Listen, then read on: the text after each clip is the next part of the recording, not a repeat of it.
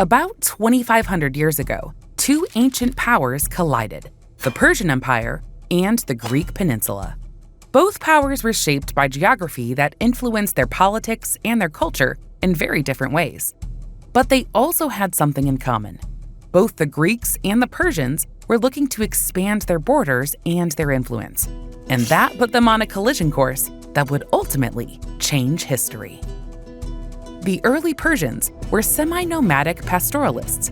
They lived and raised sheep and goats on the Iranian plateau, a sprawling region of harsh desert and mountain ranges that ran from the Tigris and Euphrates rivers to India's Indus Valley. On either side of the Iranian plateau were cities and wealthy agricultural societies. So it became an important region where trade routes developed to move goods and resources between the two societies.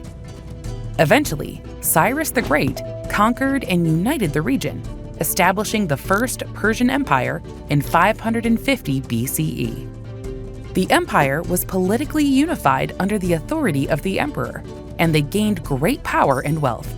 They expanded agriculture in the region, controlled trade across it, and implemented central systems for taxation, currency, and mail delivery. The Persian Empire quickly became the largest empire in the world. It extended from Egypt and southern Europe in the west to India in the east, and was home to an estimated 50 million people, which may have been around 1/3 of the world's population at the time. Meanwhile, in the Greek peninsula, things looked very different. People here were surrounded by islands and steep mountains that limited travel and agriculture. The peninsula's rocky, acidic soil was great for olive trees and vineyards, but not for growing staple crops like wheat. So the Greeks relied on seafaring and trade, spreading around the Mediterranean Sea to get what they needed.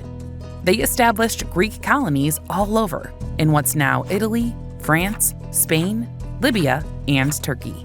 But rather than establishing a huge unified empire like the Persians, the Greeks instead formed city-states, independent urban centers that each developed different political systems. For example, two of the most powerful city-states were Sparta and Athens. Sparta was ruled by kings and advisors, while Athens practiced a version of direct democracy that gave adult male citizens an equal vote in the state's assembly. The Greek city-states were smaller, less politically unified, and less powerful than the Persian Empire.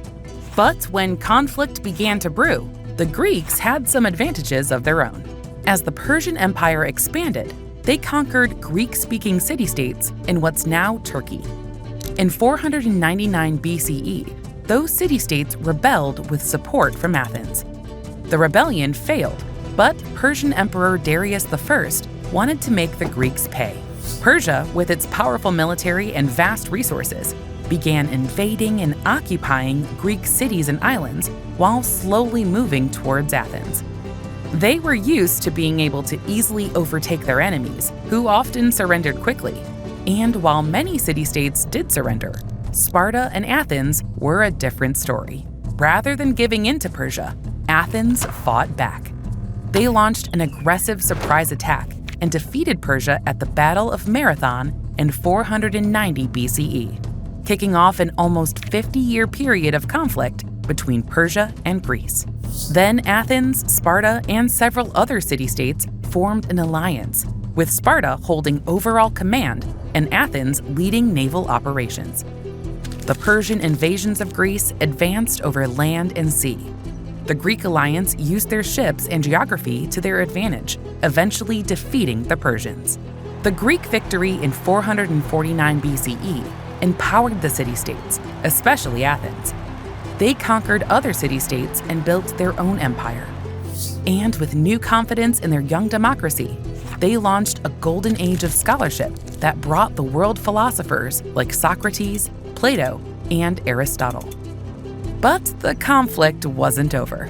Without a common enemy, a rivalry between Athens and Sparta weakened the peninsula's political power. Persia took advantage of this fighting to recapture the Greek city-states in Turkey. Then, in the 330s BCE, most of the Greek peninsula came under the control of the Macedonian Empire. Its king, Alexander the Great, also went on to conquer the Persian Empire.